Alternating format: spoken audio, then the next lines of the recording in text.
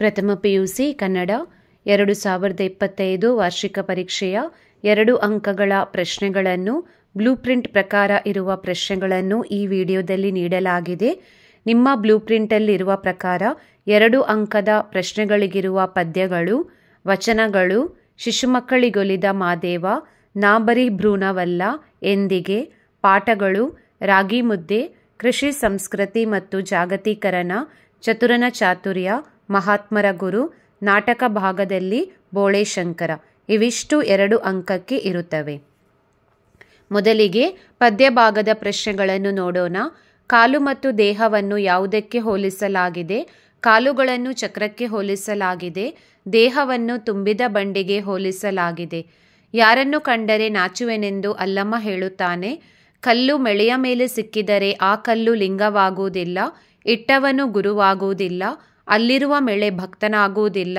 ಇಂಥವರನ್ನು ಕಂಡರೆ ನಾಚಿಕೆಯಾಗುತ್ತದೆ ಎಂದು ಅಲ್ಲಮ್ಮ ಪ್ರಭು ಹೇಳುತ್ತಾರೆ. ಅಲ್ಲಮ್ಮ ಏನನ್ನು ನೀಡುವುದರಿಂದ ನಾದೇವ ಎಂದು ಹೇಳುತ್ತಾನೆ? ಹಸಿದು ಬಂದವರಿಗೆ ನಾನು ಊಟವನ್ನು ನೀಡುತ್ತೇನೆ, ಬಾಯಾರಿ ಬಂದವರಿಗೆ ನೀರನ್ನು ನೀಡುತ್ತೇನೆ, ಆದ್ದರಿಂದ ನಾದೇವ ಎಂದು ಅಲ್ಲಮ್ಮ ಪ್ರಭು ಹೇಳುತ್ತಾರೆ.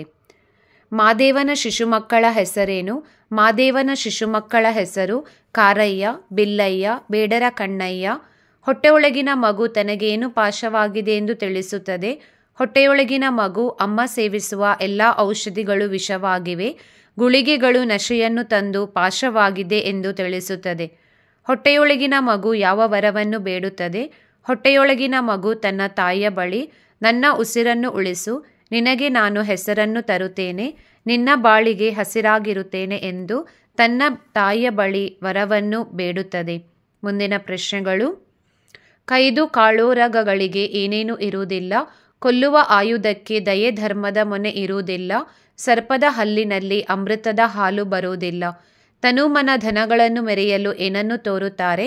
ನಮ್ಮ ದೇಹವನ್ನು ಗೆಲ್ಲಬೇಕಾದರೆ ಗುರು ತೋರಿಸಿದ ಮಾರ್ಗದಲ್ಲಿ ನಡೆಯಬೇಕು, ಮನಸ್ಸನ್ನು ಗೆಲ್ಲಬೇಕಾದರೆ ಲಿಂಗವನ್ನು ಪೂಜಿಸಬೇಕು, ಹಣದ ಮೇಲಿನ ವ್ಯಾಮೋಹವನ್ನು ಗೆಲ್ಲಬೇಕಾದರೆ ಜಂಗಮರು ತೋರಿಸಿದ ದಾರಿಯಲ್ಲಿ ನಡೆಯಬೇಕು.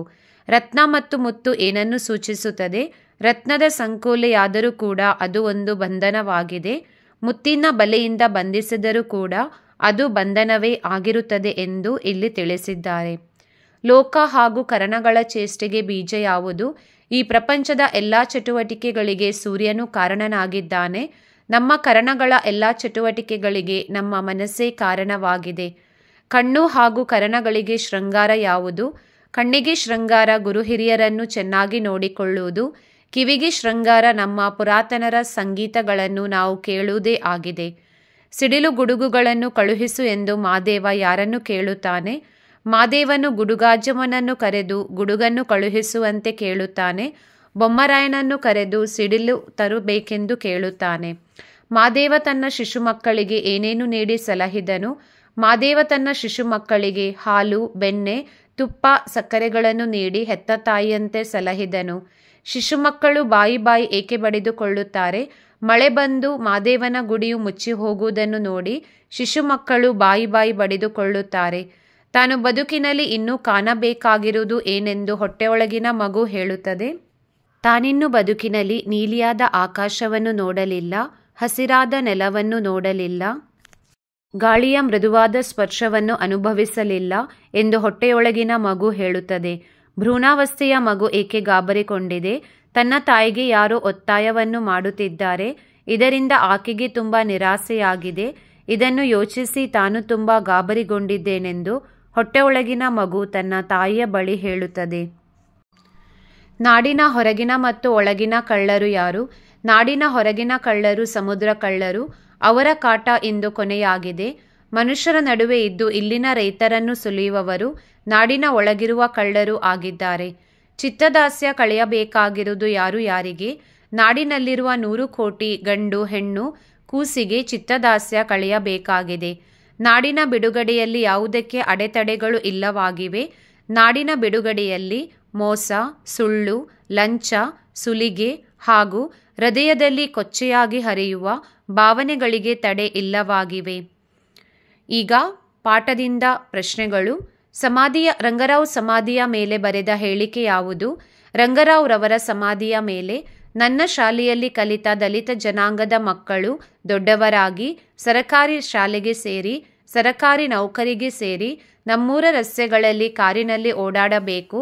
ಆಗ ರಸ್ತೆಯಲ್ಲಿ ಏಳುವ ಧೂಳು ನನ್ನ ತಲೆಗೆ ತಾಗಬೇಕು.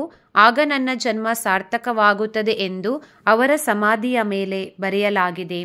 ರಂಗರಾವ್ ಪ್ರಾರಂಭಿಸಿದ ಹೆಣ್ಣು ಮಕ್ಕಳ ಹಾಸ್ಟೆಲ್ನಿಂದ ಉಂಟಾದ ಪ್ರಯೋಜನವೇನು? ದೂರದ ಹಳ್ಳಿಗಳಿಂದ ಬರುವ ಹೆಣ್ಣು ಮಕ್ಕಳಿಗಾಗಿ ನಗರದ ಶೇಡಿಗುಡ್ಡೆಯಲ್ಲಿ ಹಾಸ್ಟೆಲ್ ತೆರೆದರು. ಇಲ್ಲಿ ಎಲ್ಲ ಮಹಿಳೆಯರಿಗೂ ಪ್ರವೇಶ ಮುಕ್ತವಾಗಿತ್ತು. ಅವರಿಗೆ ರಕ್ಷಣೆಯೂ ಸಿಗುತ್ತಿತ್ತು. ಜೀವನೋಪಾಯಕ್ಕಾಗಿ ವಿವಿಧ ವೃತ್ತಿಗಳನ್ನು ಅವಲಂಬಿಸಲು ಬೇಕಾದ ತರಬೇತಿಯೂ ಕೂಡ ಸಿಗುತ್ತಿತ್ತು. ರಂಗರಾವ್ ತಮ್ಮ ಉಯಿಲಿನಲ್ಲಿ ಏನು ಬರೆದಿದ್ದರು?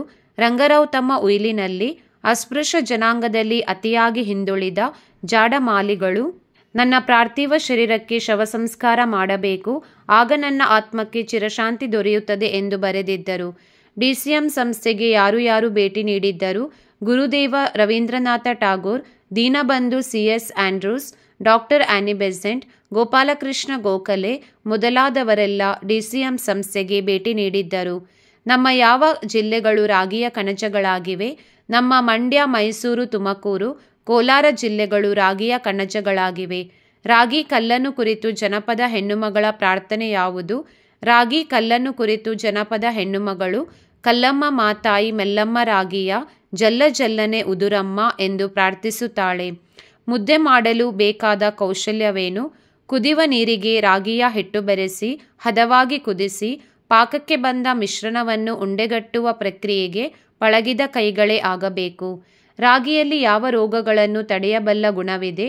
ರಾಗಿಯಲ್ಲಿ ಹೃದಯದ ಬೇನೆ ಹಾಗೂ ಕ್ಯಾನ್ಸರ್ ತಡೆಗಟ್ಟಬಲ್ಲ ಗುಣಗಳಿವೆ. ರೈತ ಚಳುವಳಿಗಳು ಎಲ್ಲೆಲ್ಲಿ ನಡೆದವು? ದಾಂಡೇಲಿಯಲ್ಲಿ ಹಳಿಯಾಲ ರೈತ ಹೋರಾಟ ಚಳುವಳಿ ನಡೆಯಿತು. ನರಗುಂದ ಮತ್ತು ಶಿವಮೊಗ್ಗ ರೈತ ಚಳುವಳಿಗಳು ನಡೆದವು. ಕೃಷಿ ಜಮೀನನ್ನು ಯಾರೂ ಖರೀದಿಸುವಂತಿಲ್ಲ. ನಮ್ಮ ಕರ್ನಾಟಕ ರಾಜ್ಯ ಭೂ ಸುಧಾರಣಾ ಕಾಯ್ದೆಯ ಪ್ರಕಾರ ರೈತ ಅಥವಾ ರೈತ ಕೂಲಿಕಾರರು ಅಲ್ಲದವರು ಕೃಷಿ ಜಮೀನನ್ನು ಖರೀದಿಸುವಂತಿಲ್ಲ. ರಾಸಾಯನಿಕಗಳನ್ನು ತಿಂದು ಬೆಳೆಯುವ ಪ್ರಾಣಿಗಳಿಗೆ ಯಾವ ರೋಗಗಳು ಬರುತ್ತವೆ? ರಾಸಾಯನಿಕಗಳನ್ನು ಭಕ್ಷಿಸಿ ಬೆಳೆಯುವ ಹಂತದಲ್ಲಿ ಪ್ರಾಣಿಗಳಿಗೆ ಕ್ಯಾನ್ಸರ್, ಲ್ಯುಕ್ಯೋಸಿನ್, ಹಂದಿಜ್ವರ ಮೊದಲಾದ ರೋಗಗಳು ಪ್ರಾಣಿಗಳಿಗೆ ಬರಲು ಪ್ರಾರಂಭವಾಗುತ್ತವೆ. ಮಹದೇವನ ಉತ್ಸವಕ್ಕೆ ನಾಪಿತನು ತೆರಳಿದ ಉದ್ದೇಶವೇನು? ವಾಲಗವನ್ನು ನುಡಿಸುವುದರಲ್ಲಿ ಜಾಣನಾದ ನಾಪಿತನು ತಾನು ದೇವರ ದರ್ಶನಕ್ಕೆ ಹೋದರೆ ಹಣ ಸಂಪಾದನೆಯೂ ಆಗುತ್ತದೆ ಎಂದು ಯೋಚಿಸಿ ದೇವರ ದರ್ಶನ ತೆರಳಿದನು. 2ನೇ ಬಾರಿ ಮಹದೇವನು ಉತ್ಸವಕ್ಕೆ ತೆರಳಿದ ಉದ್ದೇಶವೇನು? ಹಿಂದಿನ ವರ್ಷ ದೇವತಾ ದರ್ಶನಕ್ಕೆ ಹೋಗುತ್ತೇನೆಂದು ಹೇಳಿ ಹಣದ ಆಸೆಯಿಂದ ಹಿಂತಿರುಗಿ ಬಂದೆ. ಆದ್ದರಿಂದ ಈ ಸಲವಾದರೂ ದೇವರ ದರ್ಶನ ಮಾಡುತ್ತೇನೆಂದು ಯೋಚಿಸಿ ಮಹದೇವನ ಉತ್ಸವಕ್ಕೆ ನಾಪಿತನು ತೆರಳಿದನು. ನರಿಯೊಡನೆ ಬರುತ್ತಿರುವ ಹುಲಿಯನ್ನು ಕಂಡು ನಾಪಿತನು ಏನೆಂದುಕೊಂಡನು? ನರಿಯೊಡನೆ ಬರುತ್ತಿರುವ ಹುಲಿಯನ್ನು ಕಂಡ ನಾಪಿತನು, ಹುಲಿಯನ್ನು ಹಿಂದೆ ತಂದ ಬುದ್ಧಿವಂತ ನರಿಯಿದು, ಇದರಿಂದ ತಪ್ಪಿಸಿಕೊಳ್ಳುವ ಬಗೆ ಹೇಗೆ ಎಂದು ಯೋಚಿಸಿದನು. ನರಿಯನ್ನು ನಾಪಿತ ಹೇಗೆ ಗದರಿದನು? ನರಿಯನ್ನು ಕುರಿತು ನಾಪಿತನು, ಎಲ್ಲವೂ ದುಷ್ಟ ಪ್ರಾಣಿಯೇ, 3 ದಿನಗಳ ಒಳಗೆ 5 ಹುಲಿಗಳನ್ನು ಒಪ್ಪಿಸುವೆ ಎಂದು ಹೇಳಿ 5 ದಿನಗಳ ನಂತರ ಒಂದೇ ಹುಲಿಯನ್ನು ನನಗೆ ಒಪ್ಪಿಸಲು ಬಂದಿದ್ದೀಯಾ ಎಂದು ನರಿಯನ್ನು ನಾಪಿತನು ಗದರಿದನು. ಮುಂದಿನ ಪ್ರಶ್ನೆಗಳು. ಹುಲಿಯ ಗುಹೆಯಲ್ಲಿ ನಾಪಿತ ಏನೇನನ್ನು ಕಂಡನು? ಹುಲಿಯ ಗುಹೆಯಲ್ಲಿ ನಾಪಿತನು ಮನುಷ್ಯರ ತಲೆಬುರುಡೆಗಳು, ರಕ್ತ ಮಾಂಸಗಳ ಮಧ್ಯೆ ಬಿದ್ದಿದ್ದ ಚಿನ್ನ ಆಭರಣಗಳನ್ನು ಕಂಡನು. ಮುಂದೆ ಬೋಳೆಶಂಕರ ನಾಟಕ ಭಾಗದಿಂದ ಪ್ರಶ್ನೆಗಳನ್ನು ನೋಡೋಣ. ಬೆಟ್ಟದ ಮೇಲಿನ ದೇವತೆಯು ಬೋಳೆಶಂಕರನ ಅಣ್ಣ ಅತ್ತಿಗೆಯರಿಗೆ ಹೇಗೆ ದೇವತೆಯು ಬೋಳೆಶಂಕರನ ಅಣ್ಣ ಅತ್ತಿಗೆಯರಿಗೆ ಉರಿಯುವ ಕಣ್ಣುಗಳು, ಹೊಳೆಯುವ ಹಲ್ಲುಗಳು ಹಾಗೂ ಎತ್ತಿನ ಹಾಗೆ ಕೊಂಬುಗಳು ಇದ್ದವು. ಸಾವುಕಾರಣ್ಣನು ತನ್ನ ಆಸ್ತಿಯನ್ನು ಹೇಗೆ ಹಂಚಿದನು? ದುಡ್ಡಿರುವ ಪೆಟ್ಟಿಗೆ ಸಾವುಕಾರ ಕಾಮಣ್ಣನಿಗೆ, ಗದ್ದೆ ಹೊಲ ತೋಟವೆಲ್ಲ ಸರದಾರ ಸೋಮಣ್ಣನಿಗೆ, ನದಿ ಹತ್ತಿರ ಇರುವ ಕಲ್ಲು ಮಣ್ಣು ತುಂಬಿದ ಜಾಗವನ್ನು ಬೋಳೆಶಂಕರನಿಗೆ ನೀಡುತ್ತಾರೆ. ಸೈತಾನನು 3 ಪಿಶಾಚಿಗಳನ್ನು ಭೂಲೋಕಕ್ಕೆ ಕಳುಹಿಸಿದ್ದು ಏಕೆ? ಬೋಳೆಶಂಕರ ಮತ್ತು ಅವನ ಅಣ್ಣಂದಿರಲ್ಲಿ ಜಗಳವನ್ನು ಉಂಟು ಮಾಡಿ ಅವರನ್ನು ನರಕಕ್ಕೆ ಕರೆತರಲು ಸೈತಾನನು 3 ಪಿಶಾಚಿಗಳನ್ನು ಭೂಲೋಕಕ್ಕೆ ಕಳುಹಿಸುತ್ತಾನೆ. ಕೋಡಂಗಿಯು ತಾನು ಬೆಳಗಿನಿಂದ ಏನೇನು ಕೆಲಸ ಮಾಡಿದೆನೆಂದು ಹೇಳುತ್ತಾನೆ. ಕೋಡಂಗಿಯು ತಾನು ಬೆಳಗಿನಿಂದ 18 ರೊಟ್ಟಿ ತಿಂದೆ, 8 ಮುದ್ದೆ ನುಂಗಿದೆ, ಸೊಲಗಿ ಅನ್ನ ಉಂಡೆ, 1 ಗಡಿಗೆ ಅಂಬಲಿ ಕುಡಿದೆ, 3 ಗಂಟೆ ನಿದ್ದೆ ಮಾಡಿದೆ ಎಂದು ಹೇಳುತ್ತಾನೆ. ರಾಜಕುಮಾರಿಯ ಹೊಟ್ಟೆನೋವು ವಾಸಿ ಮಾಡಿದವರಿಗೆ ಏನೇನು ಬಹುಮಾನ ಕೊಡುವುದಾಗಿ ಡಂಗುರ ಸಾರಿಸುತ್ತಾರೆ. ರಾಜಕುಮಾರಿಯ ಹೊಟ್ಟೆನೋವು ವಾಸಿ ಮಾಡಿದವರಿಗೆ ಇಡೀ ರಾಜ್ಯ ಮತ್ತು ರಾಜಕುಮಾರಿಯನ್ನು ಮದುವೆ ಮಾಡಿ ಕೊಡುವುದಾಗಿ ಡಂಗುರ ಸಾರಿಸುತ್ತಾರೆ. ಪಿಶಾಚಿಗಳು ಯಾವುದರಿಂದ ನಾಣ್ಯ ಹಾಗೂ ಸಿಪಾಯಿಗಳನ್ನು ಮಾಡಿಕೊಡುತ್ತವೆ? ಪಿಶಾಚಿಗಳು ಧಾನ್ಯದಿಂದ ನಾಣ್ಯವನ್ನು, ಹುಲ್ಲಿನಿಂದ ಸಿಪಾಯಿಗಳನ್ನು ಮಾಡಿಕೊಡುತ್ತವೆ. ಬೋಳೆಶಂಕರ ಹುಡುಗಿಯರಿಗೆ ಚಿನ್ನ ಕೊಟ್ಟದಕ್ಕೆ ಸಾಹುಕಾರನನ್ನು ಏನು ಹೇಳುತ್ತಾನೆ? ಬೋಳೆಶಂಕರ ಹುಡುಗಿಯರಿಗೆ ಚಿನ್ನ ಕೊಟ್ಟದಕ್ಕೆ ಸಾಹುಕಾರನು, ಎಂಥ ಕೆಲಸ ಮಾಡಿದೆ? ಆಡುವ ಹುಡುಗಿಯರಿಗೆ ಚಿನ್ನ ಕೊಟ್ಟಿದೆಯಲ್ಲ, ಅದರ ಬದಲು ನನಗೇ ಕೊಟ್ಟಿದ್ದರೆ ಪ್ರಪಂಚದ ಮೂಲೆ ಮೂಲೆಯಲ್ಲಿ ವ್ಯಾಪಾರ ಮಾಡುತ್ತಿದ್ದೆ ಎಂದು ಹೇಳುತ್ತಾನೆ.